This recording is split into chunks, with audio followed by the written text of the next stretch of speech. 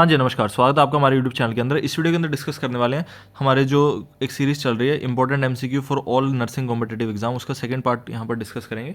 बिना ज़्यादा टाइम लगाए सीधा क्वेश्चन पे चलते हैं। पहला क्वेश्चन देखते हैं क्या कह रहा है। Expected weight loss in a normal neonate during the first week of life, यानी कि एक जो नियोनेट है, जो यानी कि अभी नवजात जो बच्चा पैदा हुआ है, उसका पहले वीक के अंदर यानी कि फर्स्ट वीक आफ्टर बर्थ उसका कितना जो वेट है वो डिक्रीज़ होता है। तो आपके ऑप्शन है up to 2%, greater than 10%, 5 to 7% या फिर अप टू 15%। तो इस क्वेश्चन को देख लो, इसका आंसर देने की कोशिश करो, यानी कि 2% तक, 10 से ज़्यादा, 5 से 7 के बीच में, या अप टू 15%। आपने आंसर दे दिया होगा। इसका आंसर जाएगा 5 to 7%।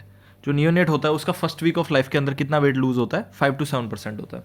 इसकी एक्सप्लेनेशन लिखी हुई है थोड़ी सी, वो देख लेते हैं। A healthy newborn is expected to lose 7 to 10% of the birth weight but should regain that weight within the first 2 weeks और सो आफ्टर बर्थ।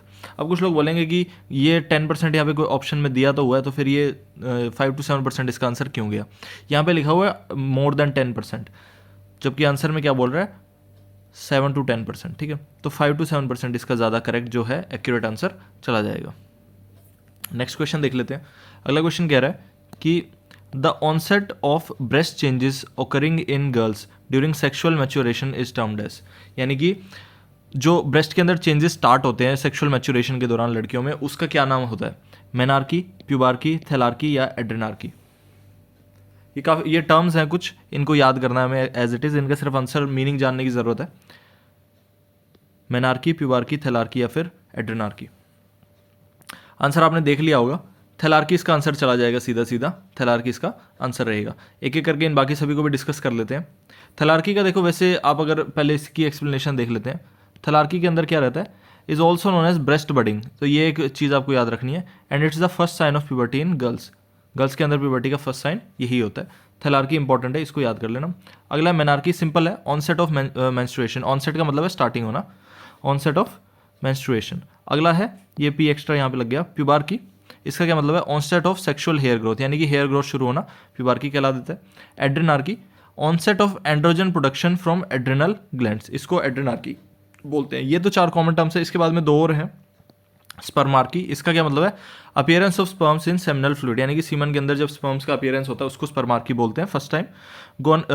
गोनाडार्की, इसका क्या मतलब है, activation of gonads by the FSH या LH, यानी कि pituitary hormones के द्वारा गोनाड्स का एक्टिवेशन, उसको बोलते हैं गोनाडार्की। इसका आप स्क्रीनशॉट ले सकते हैं, ये सारा मैं क्लियर कर देता हूं यहां से।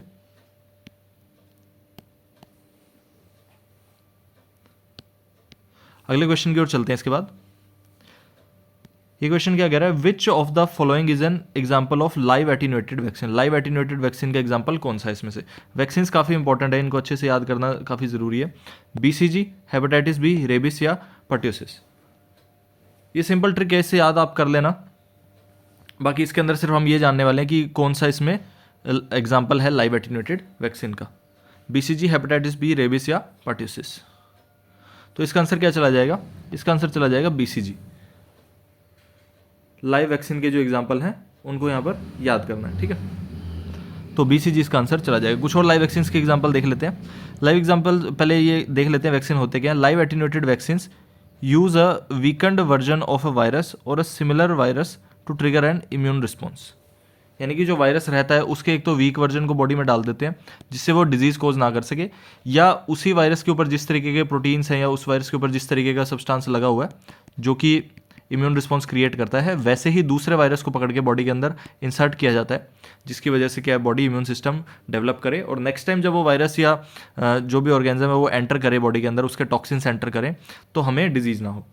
तो इसके और एग्जांपल्स क्या होते हैं, मम्स, मीजल, रूबेला का वायरस आ जाएगा, येलो फीवर का, रोटा वायरस, इन्फ्लुएंजा, लेकिन कौन सा, इंट्रानेजल। ये जो किल्ड वायरस हैं ये सारे किल्ड वायरस हैं, हेपेटाइटिस बी, रेबिस, पर्ट्यूसिस। ठीक है, बहुत ईजी क्वेश्चन है। अगला क्वेश्चन देख लो। अगला क्वेश्चन क्या कह रहा है, the most effective wavelength of light used for phototherapies. Phototherapy जो बच्चे को दी जाती है जॉन्डिस के अंदर, उसके अंदर सबसे इफेक्टिव वेवलेंथ यानी कि जो लाइट होती है, हम ब्लू लाइट का यूज़ करते हैं इसके अंदर, आपको पता होगा यूवी ब्लू लाइट का यूज़ करते हैं। तो उसकी जो वेवलेंथ होती है वो कौन सी होती है, 100 to 200 नैनोमीटर, 250 to 260, 430 to 490 या फिर 550 to 560। इसमें से कौन से नैनोमीटर की जो है वेवलेंथ लाइट की यूज़ की जाती है। फोटोथेरेपी के अंदर। अब पहले तो ये जानना पड़ेगा फोटोथेरेपी होता क्या है, उसके बाद में इसका आंसर आएगा। चलो पहले आंसर देख लेते हैं। आंसर आएगा इसका सी 432 490 नैनोमीटर। अब कई कई जगह पे अलग अलग दिया हुआ है, 400 से लेके 500 इसकी रेंज मान सकते हैं, कुछ जगह 490 390 से 470 तक भी दे रखा है, और भी अलग अलग जगह पे अलग अलग बुक्स में अलग अलग आपको मेंशन मिल जाएगा, लेकिन लगभग इसकी रेंज यही जाने वाली है। अब फोटोथेरेपी क्या है पहले ये देख लो। Phototherapy means exposure to UV blue light to decrease unconjugated bilirubin level, यानी कि जब बॉडी के अंदर बिलीरुबिन का लेवल बढ़ा रहता है उसको कम करने के लिए बच्चे को क्या करते हैं, इनक्यूबेटर के अंदर या ऊपर से यूवी लाइट से जब उसको एक्सपोज करवाते हैं तो उस चीज़ को क्या बोला जाता है, फोटोथेरेपी। अब इसका इंडिकेशन क्या है, यानी कि इसको यूज़ कब किया जाता है, इसका आएगा हाइपर बिलीरुबिनीमिया, यानी कि ब्लड के अंदर बिलीरुबिन का लेवल जब बढ़ जाता है, जिसे जॉन्डिस भी बोल दिया जाता है, वो यहाँ पर आएगा। अब कितना बढ़ जाता है, बिलीरुबिन का लेवल कितना होना चाहिए, 15 ग्राम पर डीएल से ज़्यादा हो 24 से 48 घंटे की एज वाले न्यूबॉर्न के अंदर, 18 mg पर डीएल से ज़्यादा हो 72 आवर्स के बच्चे के अंदर, और 20 mg पर डीएल से ज़्यादा हो किसके अंदर, 72 आवर्स से ज़्यादा की एज वाले बच्चे के अंदर। ठीक है, इतना इसका यहाँ पर चला जाएगा। आगे देख लेते हैं कुछ और इंपॉर्टेंट फैक्ट्स अबाउट फोटोथेरेपी। ये काफ़ी सारे इंपॉर्टेंट है, सभी इंपॉर्टेंट है, इनको एक एक करके देखते हैं। रूम टेम्परेचर कितना होना चाहिए फोटोथेरेपी के दौरान, 28 to 30 डिग्री सेल्सियस, पहली चीज़। दूसरा, कितनी बार दे सकते हैं, 4 to 6 टाइम्स अ डे। तीसरा, ये करता क्या है, ये बिलीरुबिन का जो लेवल होता है, ये अनकॉन्जुगेटेड जो बिलीरुबिन होता है उसको कॉन्जुगेटेड फॉर्म में बदल देता है, जो कि वाटर सोल्यूबल है। अनकॉन्जुगेटेड से जैसे ही कॉन्जुगेटेड में बदलेगा वो वाटर सोल्यूबल होगा, जिसकी वजह से वो यूरिन के थ्रू बॉडी से बाहर निकल जाएगा। It converts unconjugated bilirubin to conjugated bilirubin which is a water soluble form which is excreted from the body through urine. अब अगला इंपॉर्टेंट क्या आता है कि बच्चे की डिस्टेंस कितनी होनी चाहिए, जो लाइट का सोर्स है उससे 45 सेंटीमीटर यहाँ पर डिस्टेंस रखेंगे। ये पांचवा सबसे इंपॉर्टेंट पॉइंट है, इससे क्वेश्चन भी आता है कई बार, वैसे सभी क्वेश्चन के तरीके से इंपॉर्टेंट है, लेकिन ये ज़्यादा रहेगा। न्यूबॉर्न जो बच्चा होता है उसकी आंखों को कवर करना है, उसके हेड को भी आप कवर करेंगे, और साथ ही साथ उसके जेनाइटल्स को भी आप कवर करेंगे। ठीक है, eyes to prevent injury to conjunctiva and retina and genitals, बच्चे के जो रिप्रोडक्टिव ऑर्गन है उसको भी कवर यहाँ पर कर दिया जाएगा। ये किस लिए किया जाता है कि वहाँ जो लाइट है उससे डैमेजिंग ना हो। ऑब्जर्व द हाइड्रेशन स्टेटस, अब उसको बच्चे को लाइट में रखेंगे ना तो उसके अंदर क्या होगा, डिहाइड्रेशन के चांसेस रहते हैं, वाटर, तो इसके लिए हाइड्रेशन स्टेटस को भी अच्छे से मेंटेन करना जरूरी है। ये 6 के 6 पॉइंट्स इंपॉर्टेंट है, इनका स्क्रीनशॉट आप ले सकते हैं या इनको अलग से लिख सकते हैं। नेक्स्ट क्वेश्चन पे चलते हैं। ये इजी क्वेश्चन है, the best example for a ball and socket joint is, जो बॉल एंड सॉकेट जॉइंट है उसका बेस्ट एग्जाम्पल कौन सा है, intercarpal joint, knee joint, shoulder joint, या फिर स्टर्नोक्लेविकुलर जॉइंट। बहुत इजी क्वेश्चन है। जो बॉल एंड सॉकेट जॉइंट होता है जिसके अंदर एक बॉल होती है वो दूसरी जगह पे जाकर के इस तरीके से फिट हो जाती है, ऐसा सा एग्जांपल होता है जॉइंट का, उसको क्या मतलब कौन सा जॉइंट है वो इनमें से, intercarpal, knee joint, shoulder joint या स्टर्नोक्लेविकुलर जॉइंट। बहुत इजी क्वेश्चन है, शोल्डर जॉइंट इसका आंसर चला जाएगा, सीधा सीधा शोल्डर जॉइंट यहाँ पर आंसर चला जाएगा। बाकी चीज़ें भी देख लेते हैं। इंटरकार्पल जॉइंट क्या होता है, साइनोवियल जॉइंट है ये। नी जॉइंट आपको पता ही है, हिंज जॉइंट आ जाएगा ये, जैसे गेट का दरवाजा होता है उस तरीके का जॉइंट। स्टर्नोक्लेविकुलर जॉइंट क्या है, ये सैडल टाइप जॉइंट है। अब सारे जॉइंट की एक मैंने फोटो यहाँ पे डाल दी है, इसको एक बार देख लेते हैं फटाफट से। अब ये देख लो, पहला ग्लाइडिंग जॉइंट है, ये क्लेविकल और मैन्यूब्रियम के बीच में है। अगला हिंज जॉइंट देख लो, ये ह्यूमरस और अल्ना के बीच में है। इस तरीके का इसका यहाँ पर जो अरेंजमेंट रहता है, इस तरीके से फोटो बनी हुई है यहाँ पे, ये और यहाँ पे जैसा दरवाजे के अंदर। और पिवट जॉइंट है ये एटलस और एक्सिस के अंदर, यानी कि हमारी गर्दन में जो ये जॉइंट होता है जो कि अपने इर्द गिर्द घूमता है एक ही प्लेन पे। एलिप्सोइड जॉइंट आ गया ये यहाँ पर।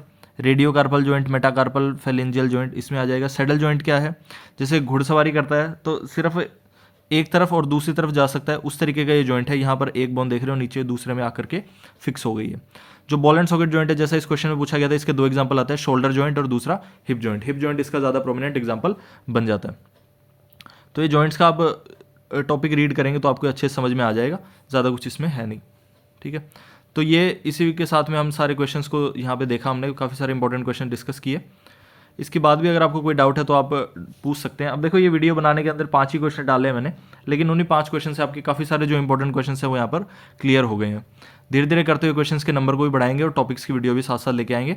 आप चैनल को सब्सक्राइब जरूर कीजिए, और इसी के साथ ही अगर आपको लगता है कि इंग्लिश में वीडियो पहले देनी चाहिए तो वो वीडियो भी हम स्टार्ट कर देंगे। अभी मैंने हिंदी में वीडियोज़ को जो है स्टार्ट करना शुरू किया इसी चैनल पर। तो इसी के साथ वीडियो करते हैं एंड, मिलते हैं नेक्स्ट वीडियो के अंदर। धन्यवाद।